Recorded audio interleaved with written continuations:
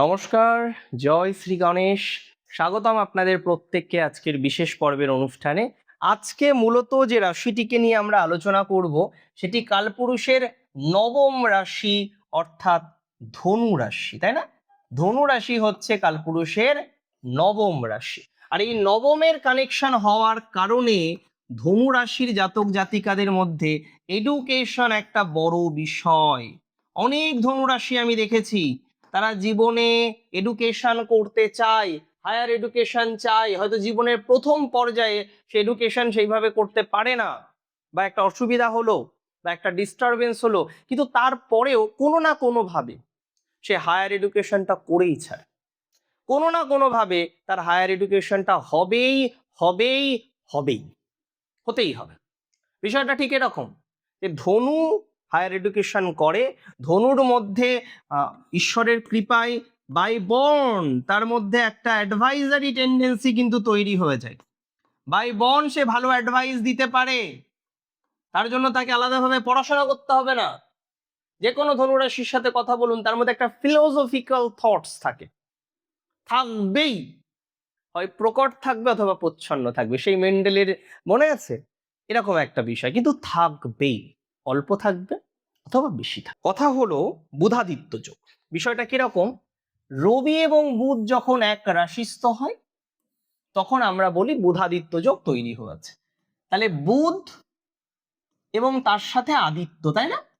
আদিত্য বলতে ভানু বা রবি বা তপন, তাই না?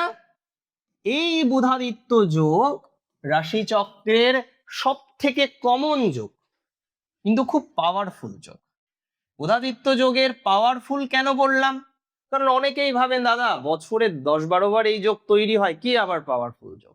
এমন কোনো যোগ বলুন যেটা 5 বছর 10 বছর পরে পরে তৈরি হয়। কিন্তু আমরা বুধাদিত্য যোগকে খুব সহজ মনে করলেও এই যোগটি কিন্তু সহজ নয়। জ্যোতিষশাস্ত্রে কিছু কিছু বিষয় মনে হয় খুব সহজ, যে হ্যাঁ এই তো জন্মছক, এই তো দেখে নিলাম লগ্ন, এই তো এখানে বসে আছে মঙ্গল, হ্যাঁ এই তো এখানে বসে আছে মঙ্গল, মাঙ্গলিক তৈরি হয়ে গেল। যে লগ্ন থেকে চতুর্থে বা লগ্ন থেকে অষ্টমে, এতটা সহজ নয়। লগ্ন থেকে চতুর্থে মঙ্গল থাকলো এবং লগ্ন থেকে ঠিক অষ্টমে মঙ্গল থাকলো, এই দুটো বিষয়ের মধ্যে অনেক তফাৎ। এই রাশিটি মঙ্গলের নিজস্ব রাশি, এই রাশিটি মঙ্গল নিচস্থ হয়ে যায়, তাই অনেক রকমের আলাদা আলাদা ভাইবস আসে। এটা তো খুব স্বাভাবিক একটা ম্যাটার। এখন প্রশ্নই যায় বুধাদিত্য যোগ কিভাবে তৈরি হচ্ছে। দেখুন, প্রথম কথা, রবি বর্তমানে এই রাশিটিতে আছে, হ্যাঁ 17 তারিখ থেকে আছে, অ্যাপ্রক্স 17 আগস্ট থেকে। হ্যাঁ, বুধ গ্রহ এই রবির সাথে কানেক্টেড হচ্ছে কবে জানেন? 22শে আগস্ট। বুধ এই রাশিটিতে থাকবে 7 সেপ্টেম্বর পর্যন্ত, তারপরে বুধ এই রাশিটিতে চলে যাবে, মানে কন্যা রাশিতে। আমি দেখুন এখানে নোট করে দিয়েছি যে বুধ কন্যা রাশিতে 7 সেপ্টেম্বর প্রবেশ করবে। তাহলে 22-এ প্রবেশ করলো, 7 সেপ্টেম্বর বেরিয়ে গেল, এই 22 তারিখ থেকে 22 আগস্ট থেকে 7 সেপ্টেম্বর রবি বুধ আমরা একসাথে পেলাম। এবং আমি যেটা প্রথমে বলছিলাম যে শর্ত থাকে, প্রথম শর্তটা আপনাদের বলে দিই, যে রবি অথবা বুধকে, হ্যাঁ, হয় থাকতে হবে স্বক্ষেত্রে, নতুবা থাকতে হবে তুঙ্গ ক্ষেত্রে, অথবা থাকতে হবে দুটো প্ল্যানেটকে একসাথে মিত্র ক্ষেত্রে। এর যদি বিপরীত হয় শত্রু ক্ষেত্র হয়, এর যদি বিপরীত হয় যেখানে নিচস্থ হচ্ছে সেই নিচস্থ জায়গায় যদি থাকে, তাহলে এখানে বুধাদিত্য যোগ তৈরি হবে না। বাট সিংহ রাশিতে বুধাদিত্য যোগ তৈরি হয়, কারণ সিংহ হচ্ছে রবির স্বক্ষেত্র, তাই এই টাইমে একটা অ্যাক্টিভ বুধাদিত্য যোগ আমরা কিন্তু পাবো। এই বুধাদিত্য যোগের ফলাফল কেমন আলোচনা করব, তবে তার আগে একটু বুঝে নিই সেকেন্ড বুধাদিত্য যোগটা কখন তৈরি হচ্ছে। সেকেন্ড বুধাদিত্য যোগ তৈরি হতে চলেছে, এই যে হাউসটা আমি বলছিলাম, এখানে বুধ আসলেন 7 সেপ্টেম্বর, এখানে রবিও প্রবেশ করবে 17 সেপ্টেম্বর। পুনরায় বুধ এই রাশি থেকে এই রাশিতে যাবে 26 সেপ্টেম্বর। তাহলে এই 17 সেপ্টেম্বর থেকে 26 সেপ্টেম্বর সেকেন্ড ফেজের বুধাদিত্য, এটা 1 নম্বর বুধাদিত্য। আর 2 নম্বর বুধাদিত্য হচ্ছে 17 সেপ্টেম্বর থেকে 26 সেপ্টেম্বর।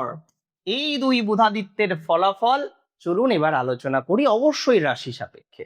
ধনু রাশি সাপেক্ষে দেখুন, ধনু রাশি 1 নম্বর ঘর, তাহলে তার ঠিক 7th হাউসের অধিপতি হচ্ছে বুধ, তার ঠিক 9th হাউসের অধিপতি হচ্ছে রবি, তার ঠিক 10ম ঘরের অধিপতি এগেন বুধ। তাহলে এই সংযোগে, প্রথম পর্যায়ের সংযোগে কানেক্টেড হচ্ছে 7ম, 9ম, 10ম। বাট সব থেকে বেশি অ্যাক্টিভেট হচ্ছে 9th হাউস, কারণ 9th-এই তো বুধাদিত্য হচ্ছে। 7ম হচ্ছে কলত্র ভাব। তাহলে এই হাউসগুলো কি রিপ্রেজেন্ট করে? 7th হচ্ছে কলত্র ভাব। তাহলে marriage life, marriage partner, partnership, legal bondage ইত্যাদির ক্ষেত্রে 7th ইম্পর্ট্যান্ট। আপনি পার্টনারশিপে বিজনেস করবেন, সেখানেও 7th লাগবে। টোপর পরে বিয়ে করতে যাবেন, সেখানেও 7th লাগবে। বা টোপর পরে যে আসবে তার জন্য প্রতীক্ষা করছেন, সেখানেও আপনার 7th হাউস লাগবে। বা আপনার ডোমেস্টিক লাইফ, বিশেষ করে ম্যারেজ লাইফ বা দাম্পত্য জীবনটা কেমন চলবে, এটা না এই 7th-এর উপরেই নির্ভরশীল। তাই কেউ যদি বলেন দাদা আমার 7th তো ভালো নয়, হ্যাঁ আপনি কি করে বুঝলেন সেটা অবশ্যই জানবো, তবে 7th যদি ডিস্টার্ব হয় এই বিষয়ে প্রবলেম আসে। সেকেন্ড হচ্ছে 9th হাউস। 9th হচ্ছে আমাদের ভাগ্য ঘর। যার 9th খারাপ তার জীবনে অনেক কিছুই ডিস্টার্ব। তবে 9th শুধু ভাগ্য নয়, আমাদের হায়ার এডুকেশনকে রিপ্রেজেন্ট করে, আমাদের গুরুকে রিপ্রেজেন্ট করে। একজন সৎ গুরু আমাদের জীবনচক্রে অনেক কিছু পরিবর্তন করে দিতে পারেন। তাই আমরা বলি গুরু ব্রহ্মা, গুরু বিষ্ণু, গুরুদেব মহেশ্বর, গুরু সাক্ষাৎ পরম ব্রহ্ম, তাই না? তস্মৈ শ্রী গুরবে নমঃ। তাহলে গুরু হচ্ছে স্বয়ং ব্রহ্মা, বিষ্ণু, মহেশ্বর, তিনি তো পরম ব্রহ্ম। তাই যার 9th ভালো সে সদ্গুরু পায়, দিগদর্শন পায়, তাকে সঠিকভাবে দিগদর্শন করানো হয় যে এই দিকে তুমি চলো। যার 9th খারাপ তার দিগদর্শনটা ভুল হওয়ার প্রবণতাটা বেড়ে যায়। মাথায় রাখতে হবে 9th মানে শুধু গুরু নয়, 9th মানে শুধু ভাগ্য নয়, 9th মানে কিন্তু লং ট্রাভেল। আজকে আপনি দূরে গিয়ে একটা জায়গায় সেটেলড হতে চাইছেন, 9th হাউস দরকার, দরকারই দরকার। যাওয়ার জন্য তো দরকার, আগে ভ্রমণের জন্য লংয়ে দূরে কোথাও ভ্রমণ করতে চাইছেন, 9th দরকার। এবং 10th ইজ দা কর্ম। তাহলে 10ম হচ্ছে আমাদের কর্মক্ষেত্র, তাই না? 10ম হচ্ছে আমাদের প্রফেশনের জায়গা, আমাদের সম্মানের জায়গা।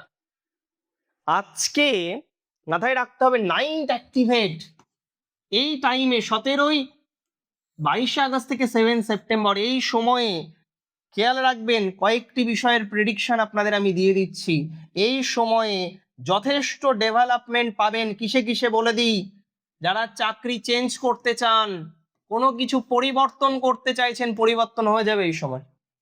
ট্রান্সফারের সুযোগ, জব চেঞ্জের সুযোগ, নতুন প্রফেশনের সাথে অ্যাটাচড হওয়ার সুযোগ, নতুন জব পাওয়ার সুযোগ, নতুন প্রফেশন নিয়ে এগোনোর সুযোগ, এগুলো আপনি পাবেন। তাহলে নতুন প্রফেশন নিয়ে এগোনোর যে সম্ভাবনা সেটা আপনার তৈরি হবে, হবে, হবেই। জব চেঞ্জের একটা সুযোগ আপনি পাবেন, পাবেন, পাবেন। আমি বলে দিচ্ছি এই সময়ে আপনি অনেক অফার পাবেন, নতুন নতুন সুযোগ পাবেন। কোন অফারটাকে চুজ করবেন এটা কিন্তু অবশ্যই আপনার চয়েস, তাই না? কোনটা আপনি চুজ করবেন সেটা আপনার চয়েস। কোনটা আপনি চুজ করবেন সেটা কিন্তু আপনার চয়েস, যে হ্যাঁ আমার এটা এটা এটা দরকার। তাহলে একটা গেল চেঞ্জ আপনি পাচ্ছেন, অফার পাচ্ছেন, চয়েস পাচ্ছেন, সুযোগ পাচ্ছেন অনেক রকম। এই সময় আপনার সম্মান বাড়বে। তবে সবকিছুর মধ্যে একটা চেঞ্জ থাকবে, একটা পরিবর্তন থাকবে। দূরের ট্রাভেল হতে পারে, প্রফেশনাল এডুকেশন, এই সময় কিছু হায়ার এডুকেশন হতে পারে। যাদের এডুকেশন আটকে বিদেশ যেতে চান, যেতে পারছেন না, এডুকেশনটা বারবার আটকে যাচ্ছে, তাদের কিছু পজিটিভ ভাইবস আসার যে প্রবণতা এটা কিন্তু লক্ষ্য করতে পারছি। তাহলে লং ট্রাভেলে বিদেশ, ফরেনে বিদেশ, এই যে প্রবণতাগুলো এই সময় আছে এবং এগুলো হবে, হতেই হবে। এবং একই সাথে বলে দিই আমি আপনাদের, যাদের সেলফ প্রফেশন, স্বনিয়ন্ত্রিত পেশা বা বৃত্তির সাথে যারা কানেক্টেড, তাদের জন্য কিন্তু এই সময়টা ওভারঅল ভালো। বাট আমি যদি সেকেন্ড ফেজে মনোনিবেশ করি, যেটা 17 সেপ্টেম্বর থেকে 26 সেপ্টেম্বর, দ্য সেকেন্ড ফেজ, এই সময় কিন্তু সপ্তম, নবম, দশম অ্যাক্টিভেট হলেও 10th হাউস বেশি করে অ্যাক্টিভেট হচ্ছে, দশম বেশি করে অ্যাক্টিভেট হচ্ছে। দশম যদি বেশি করে অ্যাক্টিভেট হয় কি হবে বলুন তো? দশম বেশি করে অ্যাক্টিভেট হলে কর্ম নিয়ে প্রেডিকশন পাবো, কর্ম নিয়ে ঘটনা দেখতে পারবো। এক্স্যাক্টলি, এই সময় নিউ জব পাবেন। যারা প্লেসমেন্টে বসছেন, সুযোগ পাচ্ছেন না, নতুন জব পাবেন এই সময়ে। আপনার জুনিয়র আপনার থেকে তরতর করে এগিয়ে যাচ্ছে, খুব টেনশন, দাদা হচ্ছে না ভালো কিছু, এই সময় ভালো কিছু হবে।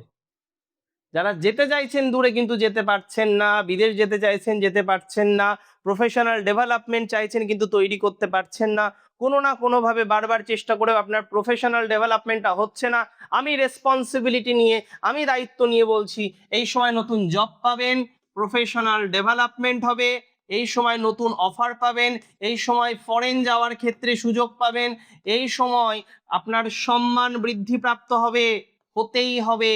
এবং পলিটিক্সের ক্ষেত্রে ধনু রাশির এই সময়ে একটা সুন্দর কম্বিনেশন, সুন্দর ভাইবস তৈরি হতে চলেছে। পলিটিক্সে, পলিটিক্যাল ম্যাটারে একটা সুন্দর ভাইবস তৈরি হচ্ছে আপনার, পলিটিক্যাল বিষয়ে একটা সুন্দর ডেভেলপমেন্ট তৈরি হচ্ছে আপনার, এবং হতেই হবে বিষয়টা এরকম। পলিটিক্যাল বিষয় একদম তরতর করে এগোতে পারবেন। এই যে সময়টা আসছে না, পলিটিক্সের জন্য বেস্ট টাইমিং, এর থেকে বেস্ট হতে পারে না। আপনি যদি প্রপারলি চেষ্টা করেন, দেখবেন পলিটিক্সে কিছু একটা করে দেখাতে পারবেন এই সময়।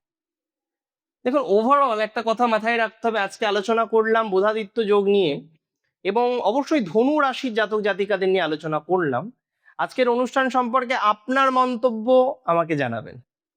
ভালো থাকবেন আপনারা, সুস্থ থাকবেন, আপনার মন্তব্যের প্রতীক্ষায় থাকবো, মন্তব্যের রিপ্লাই করার প্রতীক্ষায় থাকবো। শেষ করছি এখানেই। জয় শ্রী গণেশ।